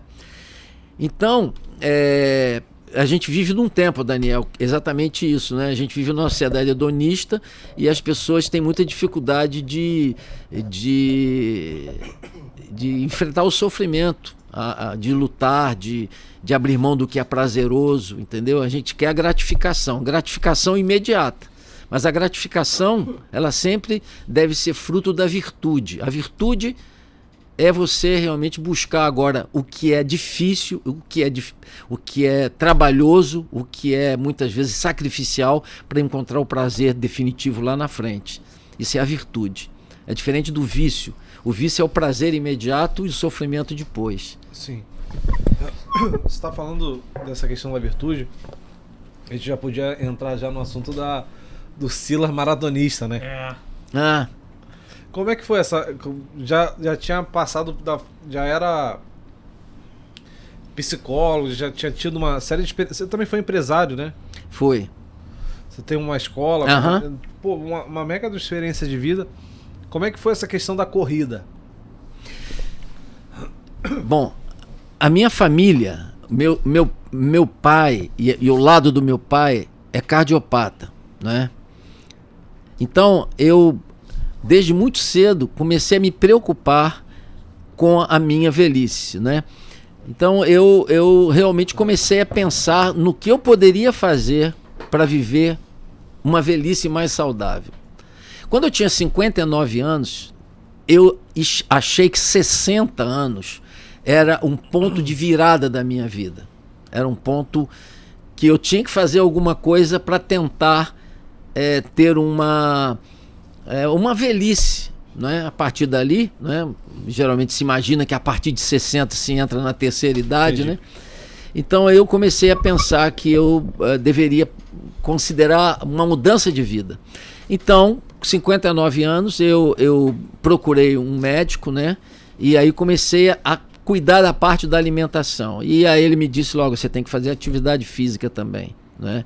Então eu, em 3 meses, na verdade em 70 dias, né? Em 70 dias eu perdi 12 quilos. Caramba. Né? Com esse plano alimentar e com esse movimento, principalmente fazendo exercício aeróbico. Aí comecei a correr 2 km, 3 km, 5 km. Aí comecei a me inscrever em 5 km, né? Depois em 10, depois fui correr meia maratona e fui correr maratona, 42 km. Então, aí eu já estava com 60 anos, 61 anos, né? Então, na verdade, a coisa da corrida veio por causa da minha preocupação com o meu futuro no passado. Entendi. Pô, e é interessante isso, assim, porque você começou já com 60 anos, né? Não foi um começo, assim, novo, né? Sim. E eu vejo... Tenho muitos amigos que vão pra academia e tudo mais, e uma preocupação excessiva com o físico, né? No seu caso foi uma questão 100% com a saúde. Sim. Não foi uma questão estética, né? Sim, uma questão com a saúde. Com a saúde, né? Eu estava dizendo hoje, né, aqui pro Gabriel, que nos abandonou. Né? Já foi. Tem compromisso aí. Certo. Eu estava dizendo pro Gabriel que quando eu corro, tem 3 coisas que eu considero. Primeiro, é que Deus habita no meu corpo. O meu corpo é o templo onde Deus habita. Então a primeira coisa que deveria levar alguém a cuidar do corpo é o que a Bíblia diz de ser o nosso corpo o santuário do Espírito Santo. Então quando eu corro, eu estou pensando nisso. Eu acho que a gente apresentar para as pessoas um corpo destroçado, entendeu? Eu acho que conspira contra a nossa fé. Né? Conspira contra a nossa fé. Eu tenho algumas questões com relação a isso. Tenho. Eu acho que, por exemplo, uma pessoa que vai para um rodízio de carne e come tudo que pode, né? Não tem problema com relação a... Eu acho que a pessoa, de uma certa maneira, não está cuidando do corpo, não está pensando no corpo dele como... McDonald's lá, 3 lanches no McDonald's. Eu vou no McDonald's com as minhas netas uma vez por ano, pelo menos, né? Mas eu acho que esse é um ponto. se o seu corpo é o templo do Espírito Santo, você tem que zelar por ele. Sim. Primeiro ponto. Segundo ponto, eu penso no meu bem-estar futuro, entende? Ou seja, eu penso que eu quero chegar a 80 anos, né, em boa condição, entendeu? Lúcido, me movimentando, sem limitação, não é? E a terceira coisa é a minha esposa, entende? Eu corro por causa dela, porque eu não gostaria de me tornar um fardo para ela em algum momento por causa de algum problema que eu podia ter evitado, entende? Porque se eu tiver um problema incontornável que não tem nada a ver com com as minhas escolhas, né? Não tem problema. Agora, se eu tiver um problema que me coloque na cama, minha esposa tenha que cuidar de mim por causa de alguma coisa que eu podia ter evitado, se eu tivesse feito uma alimentação melhor, se eu tivesse cuidado mais de mim, fugido do estresse, dormido melhor, bebido mais água, né? Feito mais exercício, eu não fiz nada disso, e aí me tornei um peso para minha esposa, eu vou me sentir culpado. E eu acho que ela vai ficar muito zangada comigo. Cara, por que você não se cuidou? Que eu estou tratando de você agora porque você não se cuidou, cara. Você podia ter evitado isso. Eu não quero que ela diga isso. Então, quando eu estou fazendo exercício hoje, e continuo fazendo, né? Eu corro 20 km por semana. 5 às terças, 7 às quintas e 10 aos domingos. São 22, na verdade, né? Meu plano é correr 1.000 km esse ano, até o final do ano, né? Chegar a 1.000 km. Mas quando eu estou fazendo isso, eu tenho essas 3 coisas em mente. Primeiro, a questão espiritual. Segundo, a minha questão pessoal. Terceiro, a minha esposa e o meu casamento. Sim. Muito bom. Porque eu vi até um meme na internet, né? Que era assim, olha o pastor que vai te dizer que você não pode beber porque faz mal pro corpo. Né? Aí era o Brendan Fraser no filme A Baleia, levantando assim. Não, e realmente, assim, a gente tem. Eu mesmo sou um cara que eu errei muito no cuidado com o corpo. Sim. Eu reconheço isso, assim. Eu era um cara que comia muito fast food, trabalho, até virando noite, estresse. E a gente tem que tomar cuidado, assim. E é bacana porque hoje a gente vê uma questão do excesso do estético, né? E sim, não é uma questão estética somente. Não é. Os meus 3 filhos fazem atividade física. Inclusive, eu e meu filho, que é médico, Rômulo, nós criamos, talvez há uns 8 anos atrás, um plano chamado Plano Mova. Nós tivemos até na televisão, nessa rede Boas Novas de televisão, né? Tivemos fazendo programas lá sobre Mova. Mova era uma palavra que as 4 letras significavam o seguinte: M de movimento, O de objetivo, V de verdade e A de alimentação. Mova. E a gente fazia uma interseção da espiritualidade com a saúde física, não é? Bacana. Da Bíblia com a ciência médica. Ele falava da parte médica e eu falava da parte espiritual, né? Então fomos em várias igrejas aí fazer esse tipo de palestra, né? Mostrando, né? Ele mostrando as questões do corpo e eu conectando ali as questões da Bíblia, né? A Bíblia nos orienta sobre comer. A Bíblia nos orienta sobre a atividade física, entendeu? Quer dizer, ela não dá um manual de atividade física, mas nos dá exemplos, né? Quer dizer, então, Deus nos criou com 205 ossos, 350 músculos e 650 articulações. E se eu tenho 205 ossos, 350 músculos e 650 articulações para articular esses músculos e esses ossos, isso não é para ficar sentado. Sim. Só sentado, não. Só sentado, não é para ficar só sentado, né?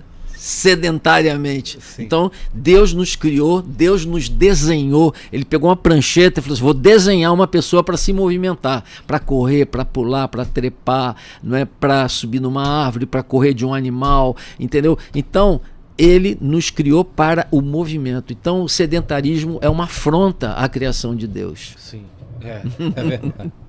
Eu vi um médico uma vez falando assim: se fosse feito para ficar só o esqueleto, o cemitério não tinha ninguém morto, né? Uma boa. Porque lá só tem esqueleto. Né? Exato. Eu li o seu livro lá, o Corra. Corra para Viver. Corra para Viver, muito bom. Fala exatamente da sua experiência, né?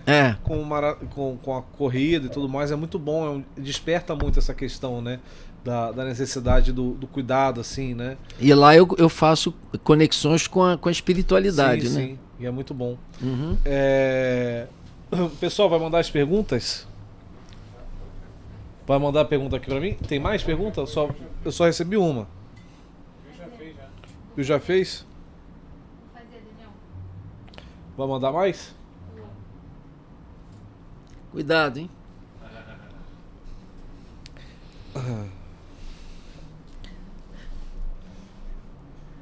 Vai mandar as empadinhas, Rodrigão?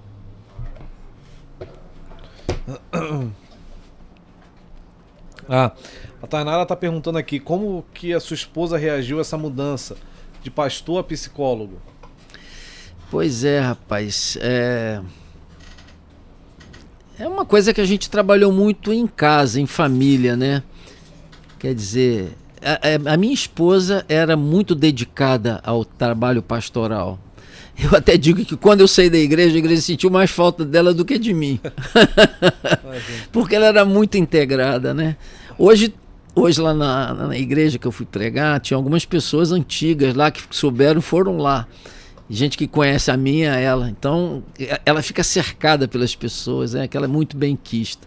Mas quando a gente estava no Ministério Pastoral, ela se sacrificava muito. Tinha 3 filhos pequenos e era muito envolvida com a igreja, né? E evidentemente que ela sempre me acompanhou, né? Nós estivemos sempre orando juntos, né? Então, ela é uma companheira maravilhosa, né? É uma pessoa incrível, né? E quando eu fui para o trabalho de psicólogo, eu acho que ela ficou um pouco mais descansada, um pouco mais aliviada. E como eu tinha prazer naquilo que eu estava fazendo, isso também respingava nela, né? Quer dizer, ela também se sentia bem vendo que eu gosto muito de atender hoje. Meu trabalho como psicólogo é uma coisa muito, muito prazerosa para mim. Sim. Os teus filhos já eram grandes já quando você foi 100% psicólogo? Eles já eram grandes. Né? Já estavam cada um casado? Quando eu me envolvi só com a psicologia, não, eles não eram, eles eram... o mais velho tinha 27 anos, né? A caçula estava com 24, né? Eram jovens, né? Sim.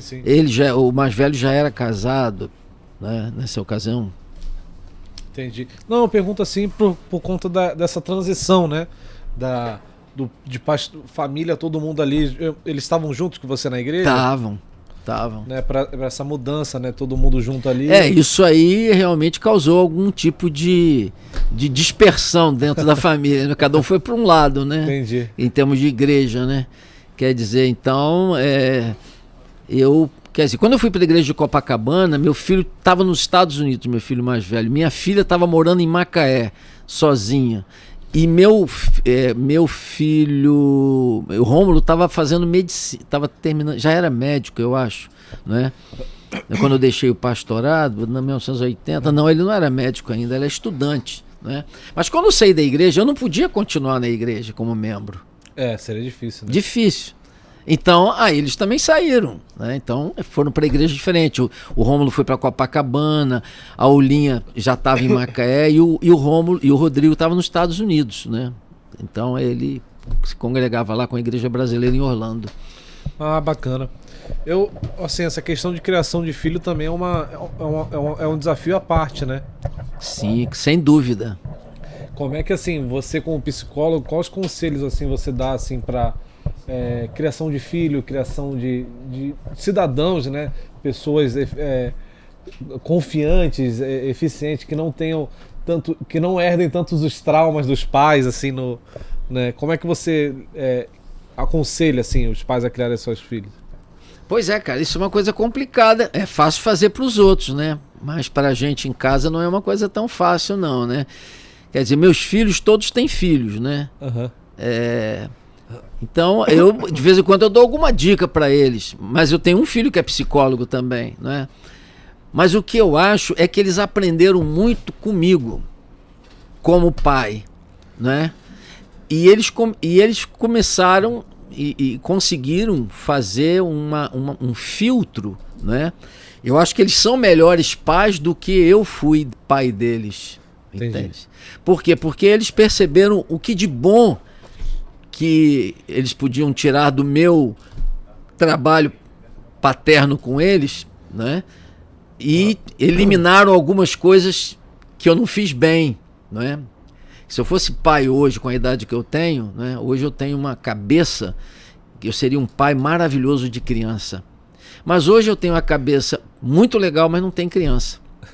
Quando eu tinha criança, eu não tinha uma cabeça tão legal. Então eles viram isso, aprenderam, e eu acho que eles são melhores pais para os filhos deles hoje do que eu fui para eles. É a minha impressão. E não dá para ensinar. Não tem como passar isso. Não tem como fórmula, passar, né? não tem. Antes de a gente continuar, só o pessoal da Que Grude aqui passar. Aqui, ó, trouxeram as empadas aqui, ó, empadão pra gente. Ah, empadão não é empadinha, não? Tem empadinha, eu gosto da empadinha. Quero empadinha, isso aí.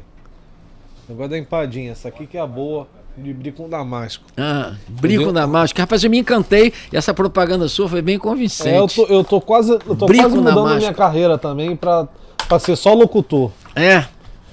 Mas o pessoal aqui no podcast me irrita às vezes, cara, ele demora. Essa é muito boa. É diferente. Olha, vou quebrar minha fitnesa.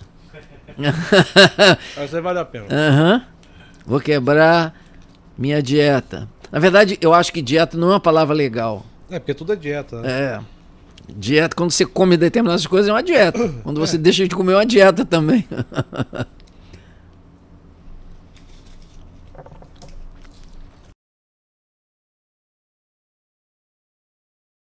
Boa, né? Que grude, né? Que grude. Que gruda no dente, gruda na boca. Gruda na alma. Olha, não faço coraçãozinho, não. Gruda no coração? Gruda no coração. Muito gostosa. Bacana. Pô, doutor Silas, é muito bom conversar assim. A gente estava falando no início, né? Hoje em dia, o trabalho do pastoral, ele eu acho que está cada vez mais difícil assim de exercer, porque você não pode você chegar somente com a questão teológica e bíblica eu acho que é muito superficial em determinado momento. Então hoje um pastor ele precisa ter uma vivência profissional, ele precisa ter, né, você ter cada vez mais pastores que também têm atividade física, cada vez mais, né, envolvido com a vida profissional, empreendedora e tudo mais, né? E conciliar isso não é fácil, né? Né? Então eu acho que é bacana a gente conhecer exemplos assim, como o seu, de pessoas que conseguiram andar nesses meios, mas mantendo uma essência, mantendo um compromisso com a palavra, né, mantendo o evangelho no lugar que ele tem que ser, não negociando o evangelho, né? Sim. Então, assim, eu tava conversando com a minha esposa sobre isso, porque hoje em dia a gente está sendo encharcado por pastores, por novas e nem sempre são mensagens boas, né? E as pessoas não estão ouvindo mais qualquer coisa. Então a gente tem que ter uma voz para ser relevante na sociedade. A gente tem que ter essa capilaridade de ter, né, conhecer o que é o mundo profissional, conhecer, né, o máximo que você puder, assim, de cultura, né, dessas coisas. E eu acho bacana ouvir de pessoas como você que ouviram isso, entendeu?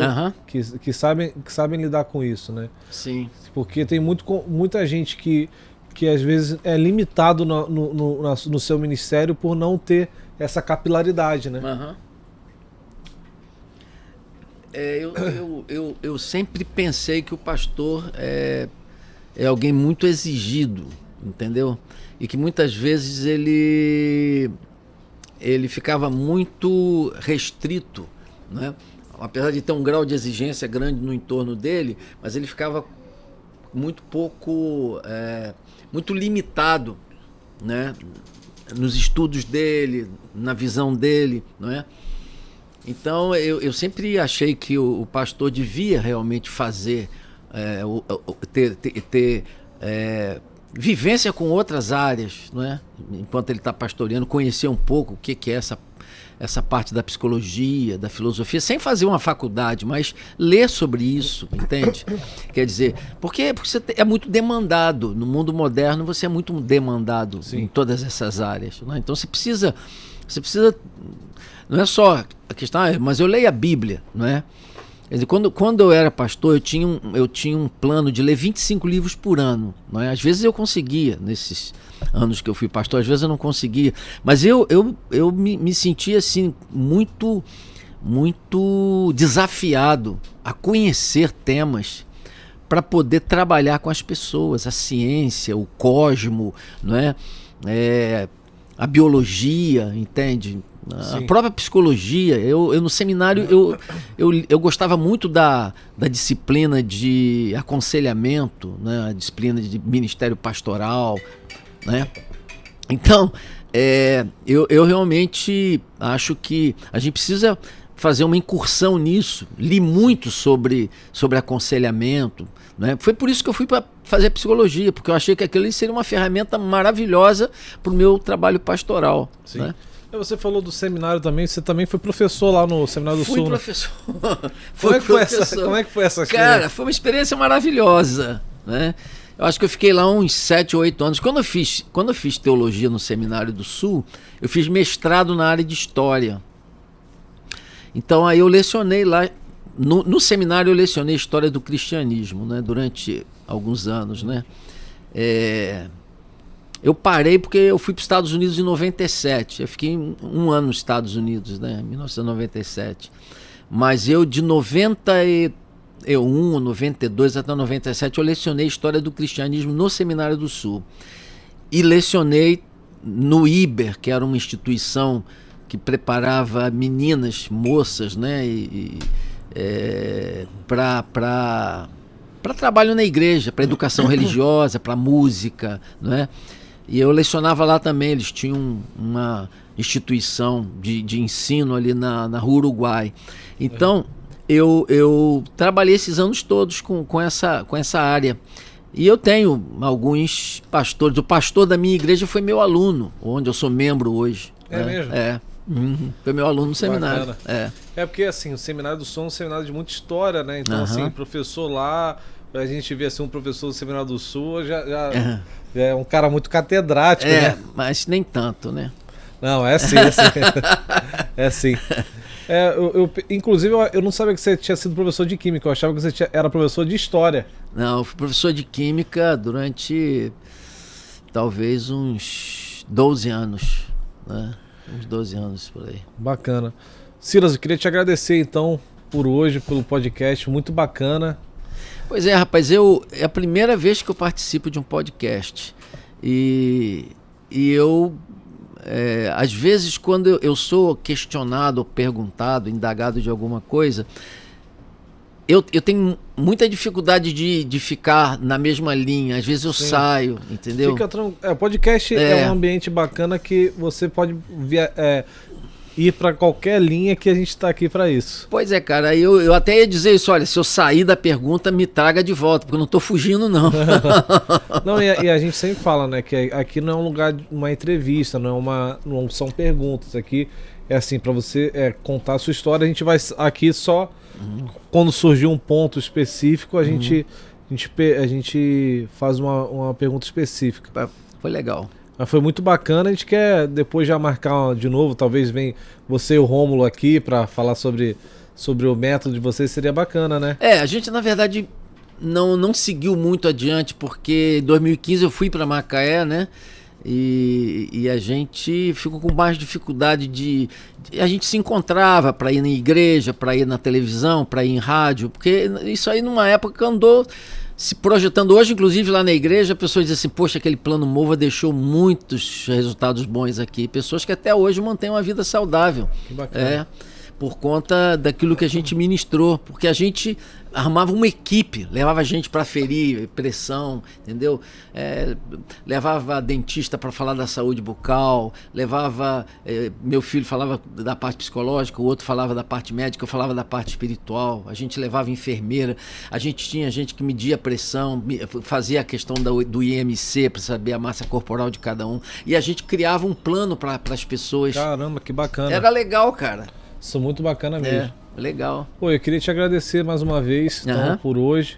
O pessoal também aqui curtiu bastante, né, Renatão?